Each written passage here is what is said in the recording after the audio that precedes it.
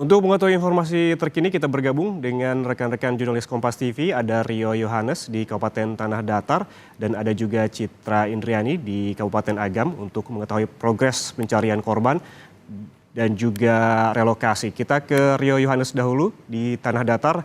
Rio, selamat siang. Hingga hari ini di Kabupaten Tanah Datar masih berapa lagi korban yang dinyatakan hilang dan juga wilayah mana saja yang jadi fokus pencarian?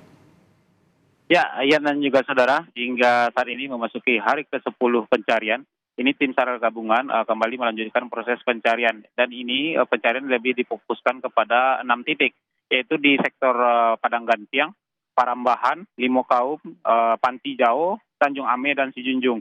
Dan dalam pencarian ini tidak hanya dalam pencarian di penyisiran di pinggir-pinggir sungai, tapi juga menurunkan tim rafting, itu di Padang Gantiang dan di daerah Kabupaten Sijunjung. Ini tim rafting menyusuri sungai-sungai untuk menemukan korban dan masih belum ditemukan. Hingga saat ini dari data BPBD Kabupaten Tanah Datar ada 10 orang lagi yang masih dalam proses pencarian dan masih dinyatakan hilang. Dan dalam pencarian ini memang tim SAR gabungan mengakui ada kesulitan karena material lumpur serta bebatuan yang dibawa oleh banjir lahar hujan ini cukup banyak dan bebatuannya cukup besar.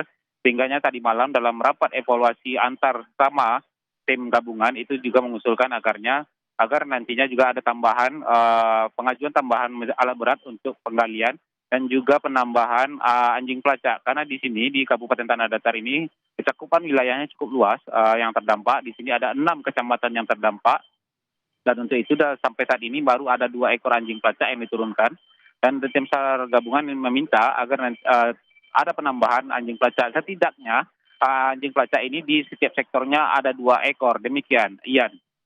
Baik, berarti masih dilakukan pencarian hingga saat ini dengan beragam upaya. Kemudian bagaimana dengan proses relokasi, Rio? Apakah pendataan juga sudah dilakukan kepada warga yang akan direlokasi? Ya, terkait wacana relokasi, sejauh ini pemerintah Kabupaten Tanah Datar sudah melakukan pendataan dan mereka mendapatkan angka 300 rumah yang harus direlokasi. 300 rumah ini merupakan rumah yang rusak berat serta rumah yang berada di dekat pinggiran sungai yang jaraknya kurang dari 300 meter dari pinggiran sungai.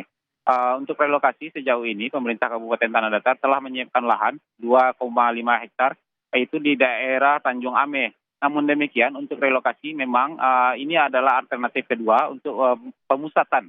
Karena di sini pemerintah daerah Kabupaten Tanah Datar lebih menginginkan relokasi itu tidak terpusat dengan melibatkan nenek mama sebagai pengelola lahan tanah wilayah milik korban. Nah, korban ini akan diminta untuk memilih tanah wilayah di titik mana mereka ingin direlokasi dan baru akan dibangun rumah untuk ganti rugi rumah mereka. Dan untuk itu sejauh ini pemerintah Kabupaten Tanah Datar memang baru akan merencanakan pertemuan dengan pihak Nini Mama dan juga pihak Nagari sebagai orang-orang yang mempunyai kebijakan dan juga bisa mengatur untuk penggunaan tanah wilayah di Kabupaten Tanah Datar Provinsi Sumatera Barat ini. Demikian, Ian. Artinya nantinya akan ada diskusi antara pemerintah dengan korban terkait dengan titik mana yang akan menjadi bagian dari relokasi untuk lebih aman begitu, karena titik yang saat ini dikhawatirkan akan terjadi bencana serupa. Kita bergeser dari Rio Yohanes di Kabupaten Tanah Datar, kita ke Agam, Sumatera Barat, ada Citra Indriani di sana.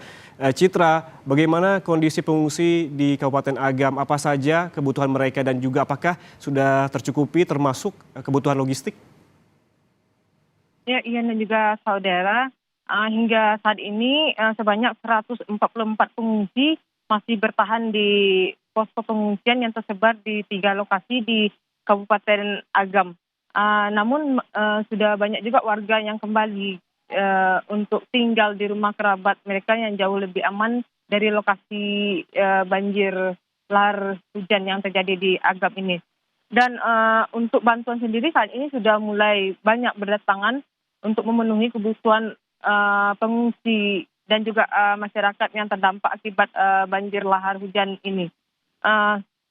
Untuk posko pengungsian juga, selain posko pengungsian juga disediakan posko kesehatan dan juga dapur umum untuk memenuhi kebutuhan dan konsumsi makanan bagi para pengungsi.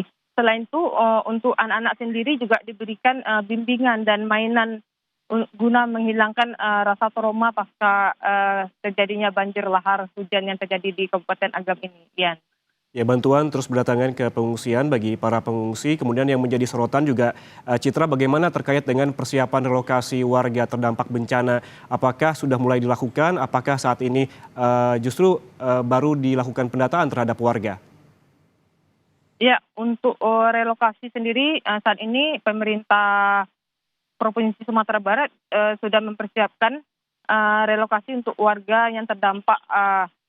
Sedangkan untuk mempersiapkan lahannya sendiri saat ini pemerintah juga sudah berkoordinasi dengan pihak baik itu dari bupati walaupun dan juga wali nagari untuk segera merelokasi warga. Dan selain itu pemerintah juga meminta Pusat Vulkanologi, Mitigasi Bencana, Geologi dan BMKG untuk memetakan daerah yang berisiko terdampak bencana banjir lahar dan banjir bandang dari Merapi ini agar dapat dilakukan pendataan serta segera dapat direalisasikan untuk membantu warga yang terdampak banjir lahar ini. Ian. Ya, pendataan terus dilakukan terkait dengan rencana relokasi terhadap korban yang saat ini masih berada di pengungsian. Terima kasih jurnalis Kompas TV Citra Indriani yang melaporkan langsung dari Kabupaten Agam, Sumatera Barat. Sebelumnya ada Rio Yohanes di Kabupaten Tanah Datar, Sumatera Barat. Terima kasih rekan-rekan, selamat bertugas kembali.